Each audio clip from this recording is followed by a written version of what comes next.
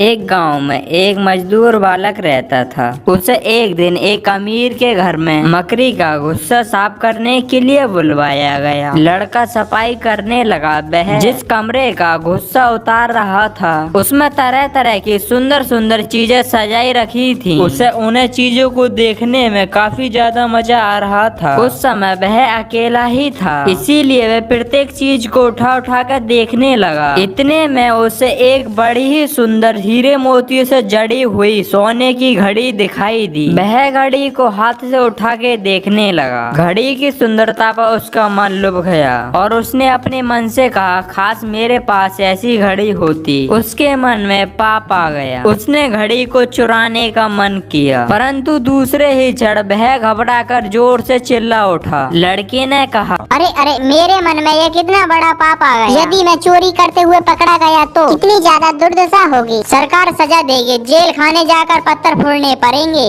और कोल्हू में जुटना पड़ेगा। ईमान गया तो फिर कौन मेरा विश्वास करेगा और कौन मुझे अपने घर में घुसने देगा। और मनुष्य से छुप भी गया तो ईश्वर से नहीं छुप सकता। माँ बार बार कहती है कि हम ईश्वर को नहीं देख सकते, ईश्वर हमें हर जगह देख सकता है। उससे छिपकर हम कोई काम नहीं कर सकते। वह अंधेरे में भी देख सकता है, यहाँ तक कि मन के भीतर की बात को भी सुन सकता है। ये कहते कहते लड़की का चेहरा उतर आया और उसका शरीर पसीना पसीना हो गया और वह कांपने लगा। और घड़ी को जिस स्थान से उठाया था उसी स्थान पर रखकर वह फिर जोर से कहने लगा कि लालच बहुत बुरी चीज है। मनुष्य इस लालच में फंसकर ही चोरी करता है। लड़का बोला, भला मुझे इस घड़ी से क्या मतलब था। लालच ने मेरे मन को बिगाड़ दिया और भला है भगवान का मुझे इतना बड़ा पाप करने से बचा लिया। जो माँ की बात मुझे समय पर याद आ गई। अब मैं कभी भी लालच में नहीं पड़ूंगा। सचमुच चोरी करके अमीर बनने की अपेक्षा गलत है और धर्म पर चलकर गरीब रहना बहुत अच्छा है। चोरी करने वाला कभी भी निर्भय नहीं होता, चाहे वह कितना भी अमीर क्यों न हो जाए। अरे चोरी का मन बनाने का ये फल है कि मुझे इतना ज्यादा दुख हो रहा है।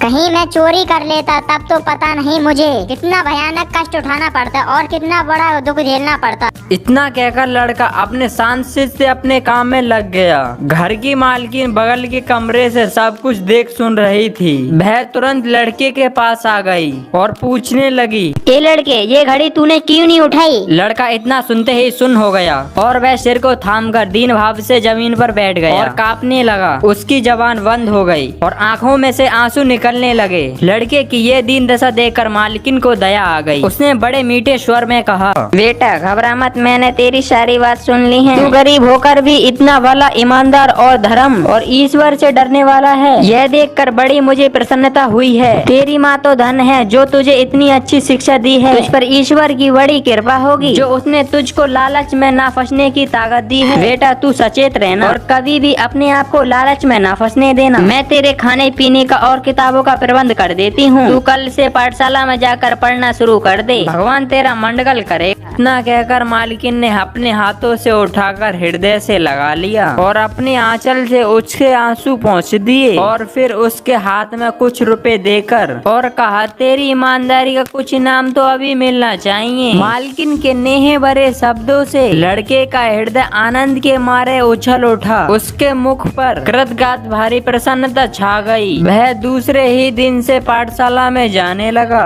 और अपने परिश्रम और सत्य के फलस्वरूप आगे चलकर बड़ा विद्वान और प्रतिश्रेष्ठ पुरुष बना। दोस्तों आप लोगों को ये कहानी कैसी लगी कमेंट्स में जरूर बताना।